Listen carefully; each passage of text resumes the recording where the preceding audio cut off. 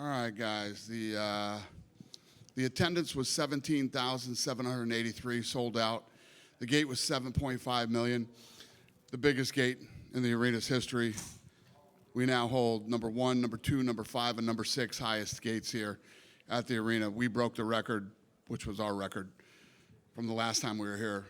Fight of the night, no-brainer. The Van fight, Jim Miller and Yaroslav.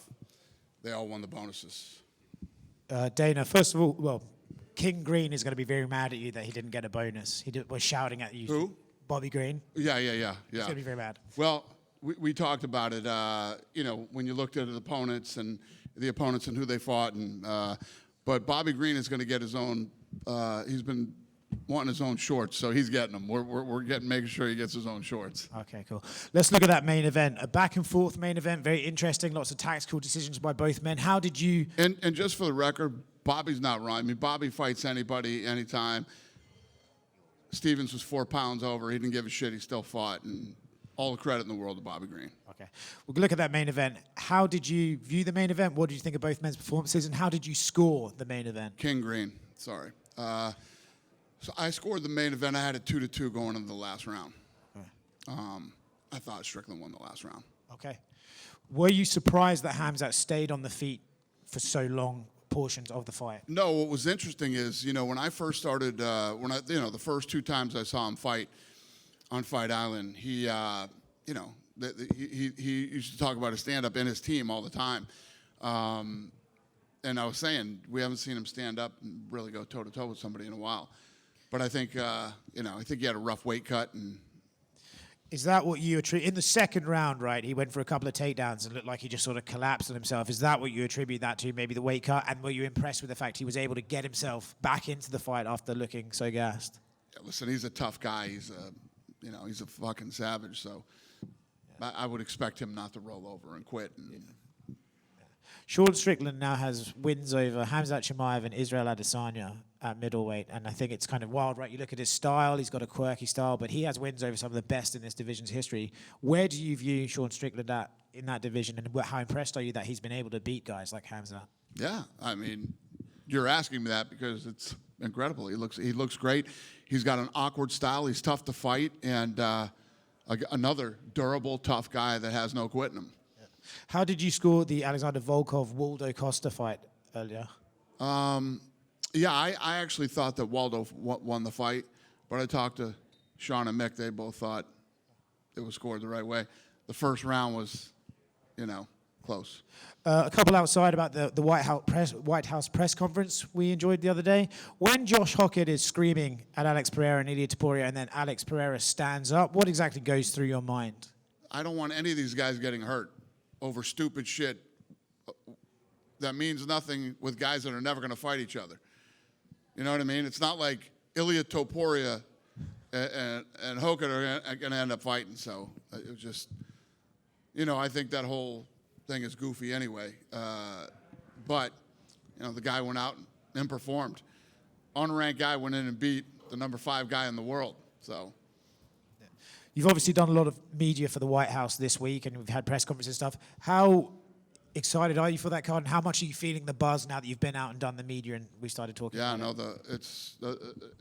It's going to be the biggest fight we've ever done. I mean, the numbers tonight were monstrous. The White House fight will blow this out of the water. I'm not asking you to shit talk them, but obviously next week Ronda Rousey is fighting Gina Carano on Netflix. They are billing that as the biggest MMA fight of all time. Do you believe the White House event will probably eclipse those numbers, or is? I love Ronda and Gina. I hope they do well. Yeah.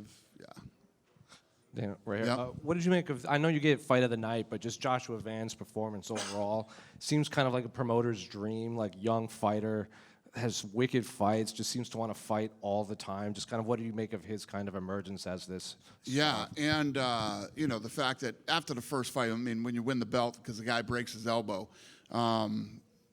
he showed up and delivered tonight, man. He looked incredible, and what a war. I assume it's safe to say Pantoja is next for him. They both seem to want to fight each other. Yeah. Did you hear about the Sean Brady weird betting lines that were happening? Yeah. Are you shitting me? Yes, of course I've been hearing about it all afternoon. This card had a lot of heat on it, and I told you, this thing pulled massive numbers tonight on Paramount. So it's not surprising when a card this good and a fight like that, for the line to move. And then a little bit of a very sad note. I don't think anyone was aware, but Grant Dawson was back here and informed us that his wife and him were trying for a kid, and they lost it on Monday of fight week. I'm curious if anyone from the promotion had heard about that, and I it hadn't. seems pretty like he ignored it, but it clearly affected him at the end of the fight. Yeah. Do you know about that? Yeah. No, none of us know. And then just last one for me. You said that you were pretty confident Conor would return this summer. Yeah. He had been tweeting a lot about his contract situation and everything over the last several months. Is anything new with Conor's contract, or is it still like this? There is no deal done with Conor. I was just saying I'm confident. I was confident last year too, but I'm way more confident this year. Yeah. Did you anticipate that Sean and Khamzat would be so kind to each other after the fight? No, I was ready for the exact opposite. And I mean, in a normal situation, like split decision, undefeated champion, it seems like everything would be set up for a rematch given their history and everything. But it seemed like Khamzat really struggled to make the weight this time, and he said He literally walked up to me after the fight and said, I want to move up. Yeah. I don't want to fight in this weight class anymore. Interesting. And I know it's very soon, but like, do you feel like he probably needs a fight to earn the title shot there and stuff like that? Carlos is injured. Have you thought about that division? I don't know. I'm not even thinking about that. Yeah. But, him moving up's exciting. Yeah. And the other bonus went to Yaroslav Amosov, and he was a former Bellator champion. A lot of those guys have had some struggles coming over here, but he's been unreal. 30-1. Is he kind of in line for a big push here and maybe another big opportunity? Well, winning tonight and getting a bonus was definitely a step in the right direction. And back to the thing with Hokit at the White House press conference. I know you don't want anything to happen, especially that fight week. Do you have to think about how that press conference is going to be during fight week? Like, can you have him and Ilya and Alex up there again? No, I mean, Ilya and Alex are pretty chill guys normally. Ilya flips out every now and then, but we'll just be, didn't see that coming. They're all sitting next to each other in the same row, and O'Malley scoots back, and I'm just like, you got to be fucking kidding me right now. Because all I was worried about was the next, the weigh-ins, and not anything happening there. But we'll be ready for it. I mean, this is the business we're in. And as far as what could be next for Sean, And then he got in a fight with Costa tonight too, I think. Yeah. as far as what could be next for Sean, Nasruddin Imavov obviously wanted this opportunity tonight. He was cage side. That's a rematch. They fought before. Would that kind of make sense? I don't know. I don't know if you ever heard this before, but I don't make fights in that of the fight. And can you answer one question for the internet? People want to know who the young man was up on the stage with the face-offs yesterday. I have no idea. He was some kid from the crowd that was screaming my name. And you just invited him up. Yeah. Okay. I love doing stuff like that for little kids. He said, today's the greatest day of my life. Yeah, I think he started an Instagram saying he's going to be the next heavyweight champion. He said? Yeah, I think he started an Instagram page posting all those photos and saying he's going to be your heavyweight champion. That's awesome. No, listen, he's got the personality, that's for sure. But I don't know him, and I just met him yesterday. Dana, you said this week that you're going to promote Tyson Fury against Anthony Joshua. Yep. Eddie Hearn and Frank Warren have both came out and said that contractually that's not the case. Can you comment on that? Interesting. They've said in the contract there's no mention of TKO or Zuffa. Fascinating. So are you going to be the promoter of that? I don't know. Let's see what happens. Do I ever say shit that really isn't true? That doesn't happen? That was a question. I don't think you do, but Eddie Hearn has obviously come out, and Frank Warren, and both shut it down and said that the fight won't happen. Then it must not be true.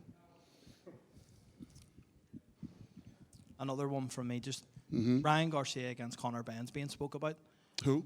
Ryan Garcia versus Conor Ben. Yeah. Is that something that we're going to see? Obviously, then you'd have to work with Oscar De La Hoya to make that fight. We'll see. We'll see how this all plays out.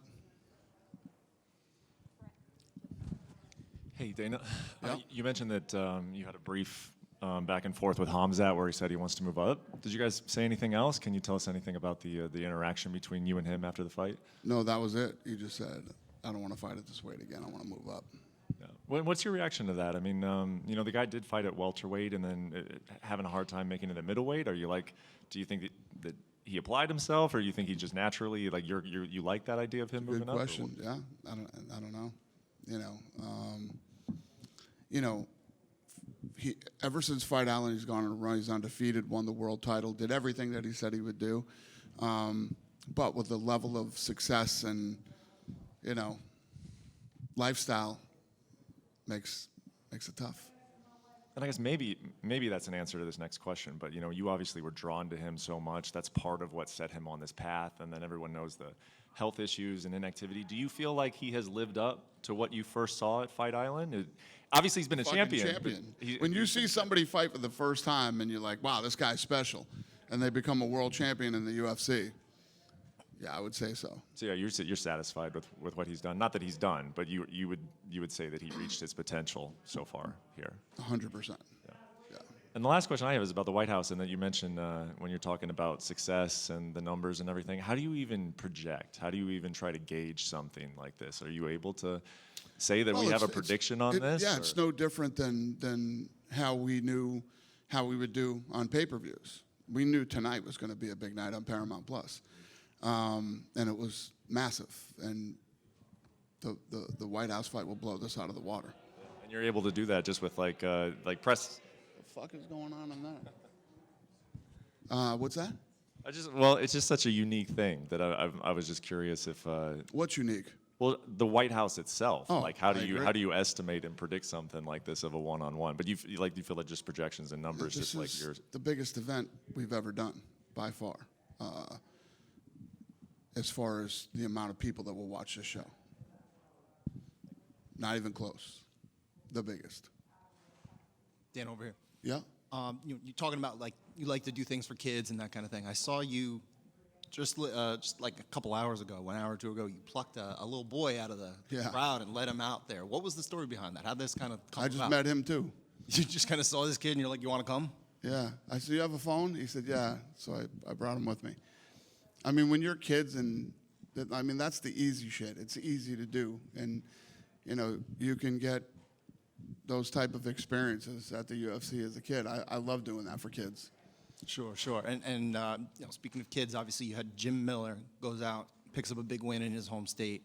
Obviously, a lot of emotions going through with his family and what his son had experienced over the last year. How much had you been kind of familiar with his situation? And I wasn't till tonight. Yeah, till tonight. And tonight was the last fight on his contract. And we just signed him to 5 more fights. 5 more fights? Yeah. That'll put him over. If he fights all 5, if he fights 4, it's 50 fights in the UFC. If he fights the last one, it's 51. Pretty incredible. Yeah, I know he's trying to go for 50, and he likes that as like a round number. So what happens with that kind of last one? He just kind of hangs there? I just threw it in there. I said, Sean goes, let's sign him to a 4-fight deal. I said, let's sign him to a 5-fight deal. So, yeah. All right. Thank you. Yeah. Hello, Dana. Here. I'm going to make a couple of questions in Spanish. Fabiano will translate. Se habla mucho en la UFC de las rivalidades, pero hemos visto que en los últimos tiempos Alex Pereira e Ilia Topuria han entrenado juntos, han estado juntos, y en la conferencia de prensa de la Casa Blanca vimos cómo Ilia Topuria entró a defender a Alex Pereira. ¿Crees que se puede estar forjando una de esas hermandades grandes que pasen a la historia, que trasciendan las fronteras, como pudimos ver en su momento entre Chimaev y Darren Till? We know that a lot of talk about rivalries in this sport, but we just saw a friendship being forged between Alex Pereira and Ilia Topuria lately, with all the stuff that they did with the White House. And yesterday, in the press conference, you saw Ilia Topuria kind of defend Alex Pereira. Do you think that after so much time of in the history of this sport, so many rivalries, do you think it would be going to an era of these super friendships in which people just kind of stick together, just like we saw with Khamzat and Darren Till, for example? Yeah, I think that once guys get in here, there are obviously friendships that are forged and and rivalries. I mean, it happens both ways. I don't really understand your question, but yeah, I don't know. Kind of. La otra pregunta es acerca del UFC en España.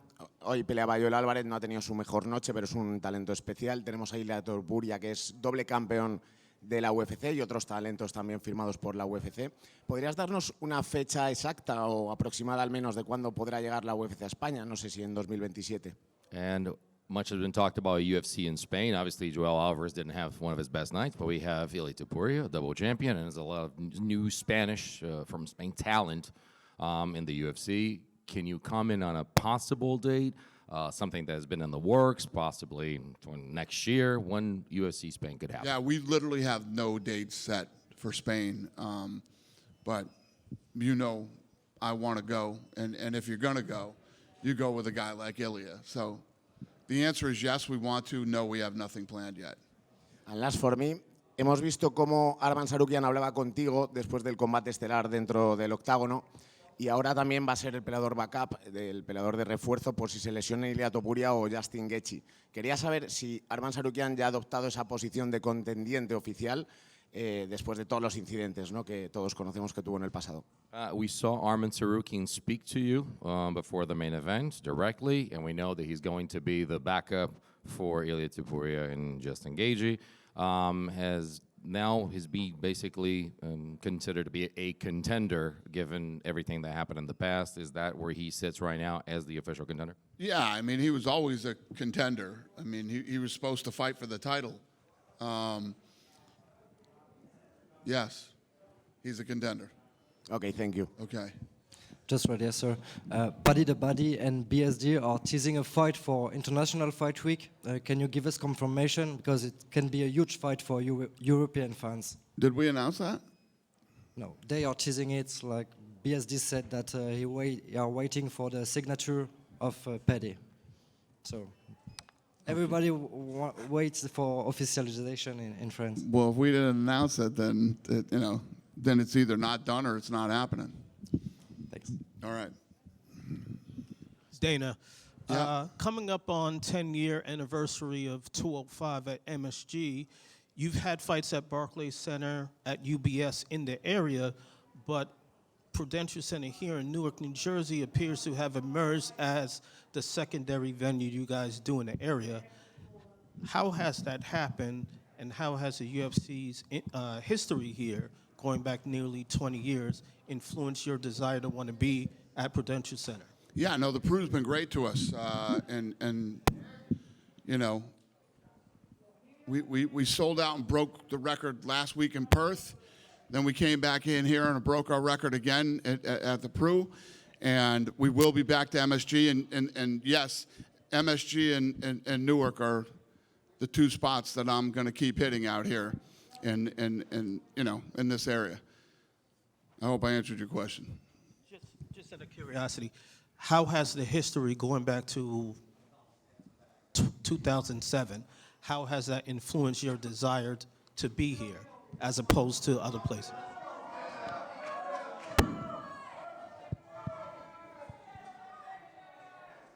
Apparently, we're in the wrong room.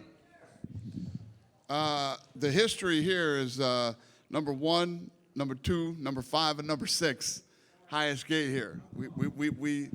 We kill it in this arena. The fans are always great here. The arena's been good to us. The city's been good to us. The state's been good to us. That's the history. Hey, Dana, right here. Yep. So we have right now several French fighters in great position in the UFC. Obviously, Cyril Gane, who's going to fight on the White House card. Benoit Saint-Denis, Nasruddin Imavov, Manon Fiorot. You guys already confirmed you coming for the 5th time in September in Paris. Is there any chance this time is going to be a numbered event with maybe a title fight on the line? It's a good question, and you're not wrong. That's an incredibly smoking hot market for us. It's possible. Cool, thank you. Thank you. John Armour here from Tunnel Vision Network. Jim Miller is still finishing fights, fighting over several generations of UFC here.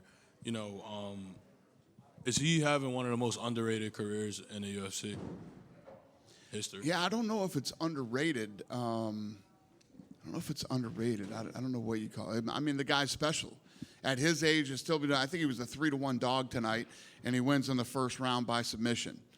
You know, that's why when we were looking at the, you know, the performances of the night, it's hard not to give it to Jim. I don't know if I'd call it underrated. I don't know. He's special, and what he's doing is pretty amazing. Speaking of just overall performances tonight had several different tough performances. Which fighter forced you to kind of, you know, change your plans the most as far as the cards moving forward in division? Which guy made me change my plans on what? As far as division moving forward, like there were a lot of crazy performances tonight. Which performance shocked you the most, essentially? I don't know if anybody really shocked me tonight. I mean, even the main event. You know, I was talking to Chris Weidman, and Chris Weidman was like, "Man, everybody's sleeping on Strickland. Strickland's, you know, his wrestling's not terrible, and blah blah blah." You know, so I never thought that he was a 4-1 dog anyway. So I wouldn't say that anything shocked me. I would say impressed. The Van fight was incredible. I mean, what a war back and forth, and but nobody's fight tonight made me change my plans or shook up anything in any of the divisions. But the Van looked incredible tonight. Dana, over here. There was an issue yesterday, like a lot of people online were talking about the Khamzat's weigh-in in particular. Like they were a bit concerned that perhaps he didn't quite get the 185 on the button. Could you explain to us, like, first off, have you seen that? You know, the New Jersey State Athletic Commission oversees the weigh-ins, right? And Jeremy Stevens missed by 4 pounds, right? And they had to, you know, cut a deal. But for Khamzat, they just going to not let him make weight. Jersey and New York are two of the toughest commissions in the country. The internet's fucking stupid. I mean, I don't know what to tell you other than that. What is the thinking? I know this maybe is a question for the commission, but I'm just wondering, what's the thinking behind having the manual scale instead of the electric scale? Why not use the manual scale? Why not use the electric scale instead of the manual scale? I don't know. Listen, Monday morning at 9:02, call the New Jersey Athletic Commission and ask them that. That's I have nothing to do with any of that stuff. Another thing I wanted to ask about was of course, you know, Conor McGregor, you're talking about being confident that he's going to come back, right?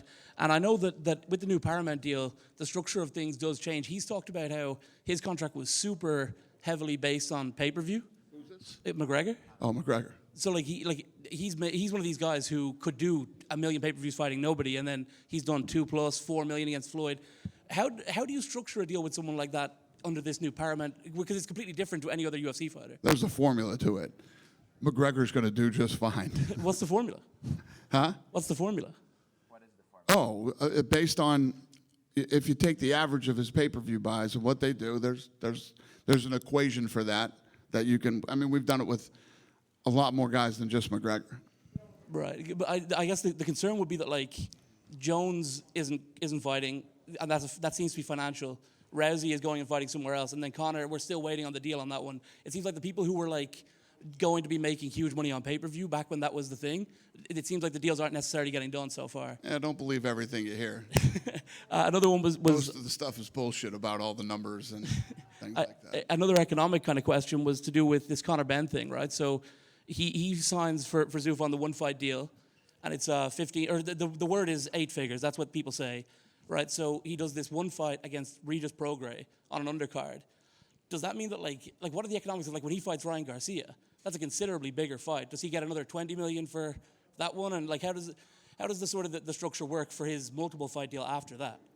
I don't know. Talk to him. Ask him what his deal is. You're his promoter. But it's I don't give out anybody's numbers ever. Conor, Ben, Conor McGregor, and anybody else here. If Conor Ben wants to talk about his contract and how much he's making, then talk to him about it. Last thing, I just wanted to ask, so Eddie Hearn did come out yesterday. I Colm asked about it a little bit, but his comment, I just wanted to read his quote exactly. And again, this is Eddie's words, not mine. But he said, such a clout chaser, not a chance that you'll be promoting Fury and AJ. contractually impossible. Let me know when you find your balls. These are his words, not mine. I'm a cloud chaser. This Fruit Loop came out and said he's the fucking biggest fight in boxing. While he has Bam Rodriguez and AJ and all these other fighters and all the other guys that are out there, he's the biggest fight in boxing. Those were his words. You know what a fucking Fruit Loop you got to be to fucking say it? Nobody even knew who this guy was 4 months ago. And now he's the biggest fight in boxing. Yeah. Also, are you involved in this? I hope I answered your question. Are you involved in this Johnny Manziel and Bob Menery fight? I am not involved in that fight.